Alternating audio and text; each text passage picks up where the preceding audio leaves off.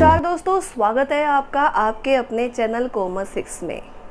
आज एक बड़ा इंटरेस्टिंग सा क्वेश्चन है। कई कमेंट भी मेरे पास आए हुए थे कि मैम बीएड करने में फ़ायदा है या पीएचडी में, करियर बीएड में ज़्यादा है पीएचडी में ज़्यादा है। तो मैं कहा क्यों ना एक कंपैरिजन सा करके एक करियर के रिगार्डिंग एक वीडियो बनाई जाए जिसमें आप लोगों को भी इंफॉर्मेशन मिले और थोड़ा सा नॉलेज भी अपडेट हो। तो देखते हैं इसके बारे में।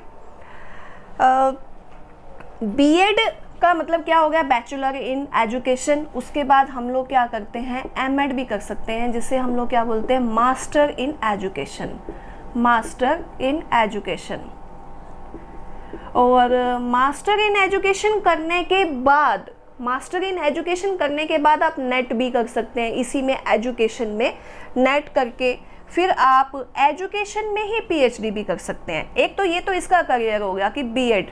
और बीएड आप कब कर सकते हैं, आप ग्रेजुएशन के बाद बीएड कर सकते हैं। बीए बीकॉम के बाद, बीए के बाद बीए बीएड, बीकॉम बीएड, और बीएससी के बाद बीएससी बीएड है। काफ़ी स्कोप भी रहता है। ग्रेजुएशन के बाद सीटेट की रिक्वायरमेंट होती है, जैसे बीए में, बीकॉम में तो सीटेट की रिक्वायरमेंट नहीं होती है, लेकिन बीए में होती है कि सीटेट आप कीजिए तो उसमें आपको सेंटर में जॉब मिल जाती हैं। एनवीएस केवीएस के फॉर्म निकलते रहते हैं, डीएसएसबी के फॉर्म निकलते रहते हैं। उसमें टीचिंग के लिए काफ़ी जॉब अपॉर्चुनिटीज़ होती हैं। साथ के साथ बीएड करने के बाद, साथ के साथ किसी भी रेप्यूटेड स्कूल में अगर आप टीचिंग का शौक़ रखते हैं, अगर आप पढ़ाना चाहते हैं तो बीएड मस्ट है। अगर आप किसी भी अच्छे रेप्यूटेड स्कूल में जाएंगे तो वहाँ पर आपको बीएड की ज़रूरत पड़ेगी। बीएड सबसे पहले बोला जाएगा कि आपने बीएड की हुई है, क्योंकि टीचिंग को एक मतलब कि एक पर्टिकुलर एक स्पेशल कोर्स माना जाता है कि अगर आपने बीएड की हुई है तो आप अच्छे टीचर बन सकते हैं। हालांकि ऐसा है नहीं, लेकिन फिर भी एक ड्रेस, जैसे ड्रेस कोड होता है स्कूल के लिए, तो ये भी एक पास कोड है बीएड। और इसके बाद आप, अगर हम हरियाणा की बात करें तो आप एस्टेट कर सकते हैं। और अगर आप किसी भी स्टेट के हैं, आप अगर हरियाणा के नहीं, आप पंजाब के हैं तो पीटेट करना पड़ेगा। हरियाणा के हैं तो एस्टेट करना होता है आपको। और किसी भी और, जैसे यूपी में है तो यूपी टेट हो गया। हर एक का एक अपना स्टेट का टेट एग्ज़ाम होता है, उसके लिए बीएड नेसेसरी है। अगर आप कोई भी टेट का एग्ज़ाम देंगे तो आपको बीएड करनी पड़ेगी ग्रेजुएशन के बाद। मास्टर के बाद भी बीएड होती है। चाहे आप ग्रेजुएशन के बाद बीएड कर लें, फिर उसके बाद आप मास्टर डिग्री भी कर सकते हैं। फिर आप टीजीटी और पीजीटी दोनों के लिए अप्लाई कर सकते हैं। ये आपका रह गया। और वैकेंसीज काफ़ी निकलती हैं। पीजीटी की भी काफ़ी वैकेंसीज हैं और टीजीटी की भी। पीजीटी के लिए आपको डीएसएसबी, डीएसएसबी और एनवीएस, केवीएस, इनके अंदर आपको किसी भी तरह का सीटेट की देने की ज़रूरत नहीं है, ना ही कोई स्टेट का टेट देने की ज़रूरत है। इनके अंदर पीजीटी की पोस्ट के लिए डीएसएसबी, एनवीएस, केवीएस में आपको सिर्फ बीएड करनी है और मास्टर डिग्री करनी है 50% मार्क्स के साथ। ये आपकी एलिजिबिलिटी रहती है टीचर बनने के लिए। वैकेंसीज आती रहती है, बहुत सी हैं, काफ़ी सारी। मैंने भी वीडियो डाली हुई है जिसके अंदर काफ़ी सारी वैकेंसीज की डिटेल में बताती रहती हूँ। तो ये आपका बीएड का करियर है। बीएड की जो फीस की बात करें तो लगभग 1 लाख के करीब का खर्चा आ ही जाता है बीएड का। 2 साल की बीएड है। फिर उसके बाद बीएड के बाद आप अगर एमएड करना चाहते हैं तो वो भी 2 साल की है। उसमें भी लगभग आपकी 1 लाख के करीब फीस है। लगभग सभी इंस्टीट्यूट की लगभग एक जैसी सी होती है फीस। और उसके बाद आप, अगर आप और फर्दर एजुकेशन करना चाहते हैं तो आप नेट भी कर सकते हैं एजुकेशन में। ये आपका एमएड के बाद का रहता है। एमएड का क्या बेनिफिट होता है, कभी किसी स्कूल के अंदर अगर आप प्रिंसिपल लगना चाहते हो, आपने एमएड की हुई है मास्टर लेवल के ऊपर, तो आप प्रिंसिपल बहुत आसानी से लग जाते हैं। ये एक बेनिफिट रहता है इसका। और हायर पोस्ट में, जैसे वाइस प्रिंसिपल की पोस्ट है, प्रिंसिपल की पोस्ट है, उसमें भी एमएड की रिक्वायरमेंट रहती है। तो ये भी एक बड़ा बेनिफिट मिल जाता है एमएड करने का। तो बात करते हैं कि फिर ये पीएचडी का क्या फंडा है।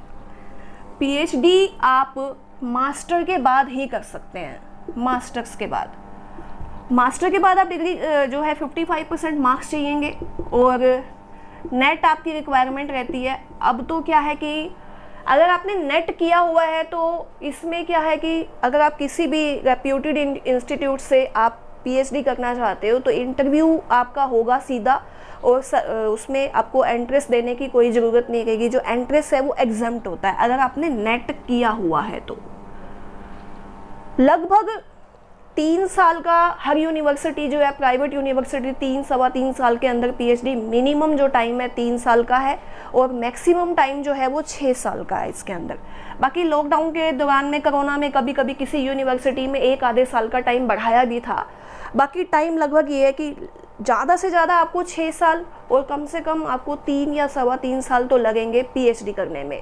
और हर यूनिवर्सिटी क्या कहती है, कोर्स वर्क जो है, एक कोर्स वर्क होता है, कोर्स वर्क जो कि आपका 120 घंटे का होता है प्राइवेट यूनिवर्सिटी के अंदर।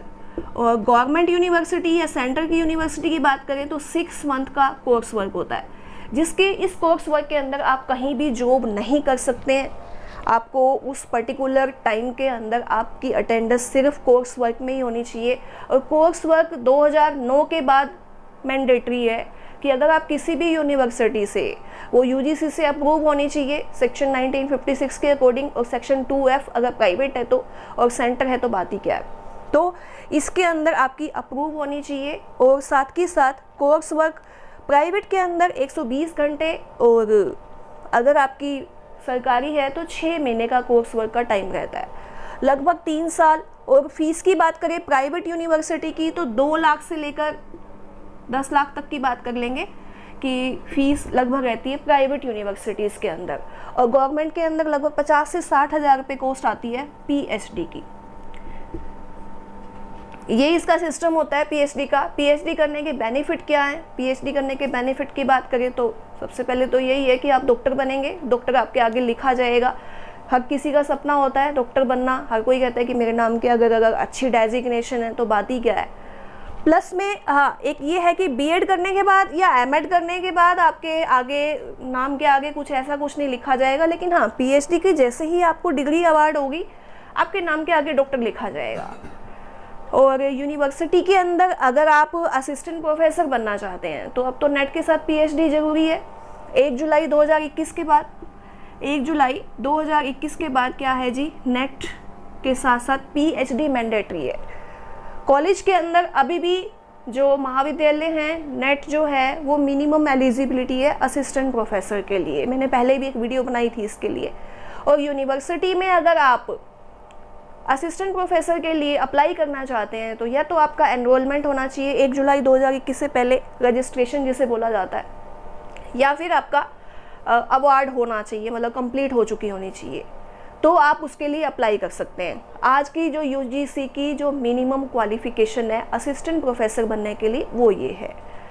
तो यहाँ तक अगर आपने बीएड की हुई है तो आप पीजीटी तक का जो सफ़र है आपका ये रहेगा।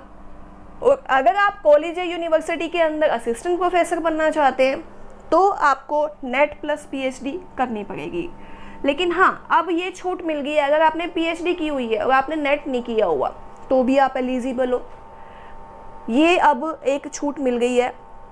इसलिए कुछ लोग ये भी कहते हैं कि क्या आप नेट करें या ना करें, लेकिन नेट का मैंने बताया कि नेट अभी भी अगर किसी कॉलेज के अंदर आप असिस्टेंट प्रोफेसर बनना चाहते हैं तो मिनिमम एलिजिबिलिटी अभी भी वही है। साथ ही साथ नेट के बेस पे आपको पीएचडी में एडमिशन जल्दी मिल जाता है, प्रेफरेंस मिलती है, इंटरव्यू में ही सीधा सिलेक्शन हो जाता है आपका, और कोई भी एंट्रेंस टेस्ट आपको देने की ज़रूरत नहीं रहती, वो आपका एग्जाम्प्ट रहता है। ये बेनिफिट मिलता है। कॉलेज के अंदर तो आपकी नेट बेस पे भी सिलेक्शन हो जाती है।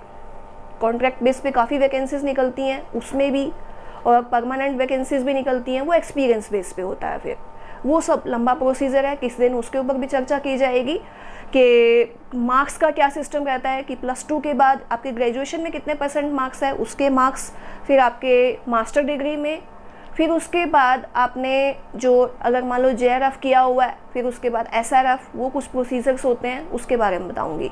और JRF की बात करें तो पीएचडी के अंदर JRF होता है junior research fellowship. Junior research fellowship इसके अंदर जो हमारी गवर्नमेंट है, यूजीसी क्या कहती है, यूजीसी कहती है अगर आपने JRF क्लियर कर लिया तो 3 साल के अंदर आपको पीएचडी के अंदर रजिस्ट्रेशन कराना पड़ेगा। अगर आप 3 साल का पीएचडी के अंदर रजिस्ट्रेशन करा लेते हैं तो आपको जो मतलब यूजीसी है वो आपको ग्रांट देगी, आपको स्कॉलरशिप देगी लगभग 38,000 की 3 साल तक आपको 38,000 रुपये आपको यूजीसी देगी रिसर्च फेलोशिप के, यानी कि आप जो भी रिसर्च करेंगे, जो भी आप बुक्स लिखेंगे, जो भी आप थीसिस लिखेंगे, उसके ऊपर आपको 38,000 के करीब का जो है वो फेलोशिप मिलेगा यूजीसी की तरफ से, अगर आप इस 3 साल के अंदर अपना रजिस्ट्रेशन करा लेते हैं। जेआरएफ करने के 3 साल के अंदर आपने रजिस्ट्रेशन नहीं कराया तो आपको जेआरएफ नहीं मिलने वाला। ये कुछ पॉइंट्स है इसके। तो बेनिफिट तो देखिए, वो आप देखिए कि आपने क्या करना है। आप पीएचडी करके असिस्टेंट प्रोफेसर बनना चाहते हैं, डॉक्टर बनना चाहते हैं, तो आप पीएचडी कीजिए। और अगर आप पीजीटी करना चाहते हैं, पोस्ट ग्रेजुएट टीचर बनना चाहते हैं, या फिर ट्रेंड ग्रेजुएट टीचर बनना चाहते हैं, तो आप बीएड कीजिए किसी अच्छे रेप्यूटेड स्कूल के अंदर। अगर आप प्रिंसिपल लगना चाहते हैं तो देखिए, हायर एजुकेशन के अंदर 8 ईयर का एक्सपीरियंस होना चाहिए।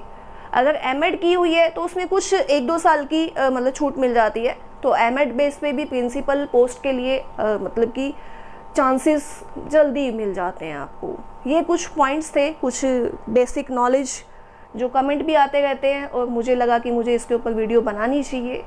तो उम्मीद करती हूँ मेरी ये जानकारी से आपको काफ़ी बेनिफिट मिला होगा। और आपको वीडियो पसंद आई है तो आप इसको लाइक कीजिए, शेयर कीजिए और कमेंट कीजिए। और चैनल को अगर आपने अभी तक भी सब्सक्राइब नहीं किया तो सब्सक्राइब कीजिए। Thank you.